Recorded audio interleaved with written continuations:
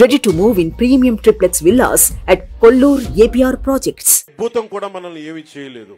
నేను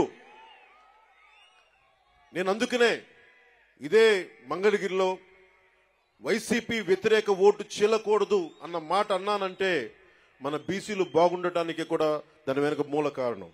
మీ భవిష్యత్తు బాగుండాలి, అందరూ ఆనందంగా ఉండాలి. భవిష్యత్తులో మీకు జనసేన ఈ కూటమి తరపు నుంచి ఎప్పుడు మీకు అందుబాటులో ఉంటాం. ఎందుకంటే టీడీపీకి ఉన్న మంచి పేరే రామ్ మనోహర్ లోహియా గారి ఆలోచన ధోరణితోటి బీసీలకి అత్యధికంగా పీటు వేసిన పార్టీ. దాన్ని ఎవరు కాదనరు, విస్మరించలేరు. మనస్ఫూర్తిగా వెనకబడ్డ కులాలకి అండగా నిలబడినందుకు రామారావు గారిని ఒక్కసారి స్మరించుకుంటూ మనస్ఫూర్తిగా మహానుభావుడు నిజంగా అధికారం రాని కులాలకి అధికారాన్ని కల్పించిన వ్యక్తి. రామ్ మనోహర్ లోహియా గారి స్ఫూర్తిని 80s ఆయన ముందుకు తీసుకెళ్లారు.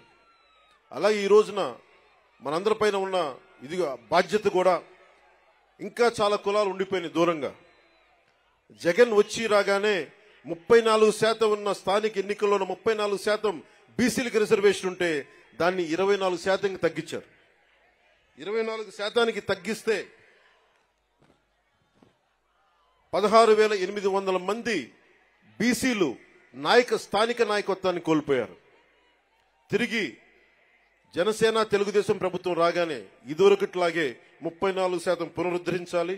అలాగే బాగా నచ్చింది నాకు ఈ దీంట్లో తిరిగి కేంద్ర ప్రభుత్వానికి 33% చట్టసభలో రిజర్వేషన్ కల్పిస్తామని చెప్పింది కూడా నాకు మనస్ఫూర్తిగా దానికి ఆనందం అనిపించింది.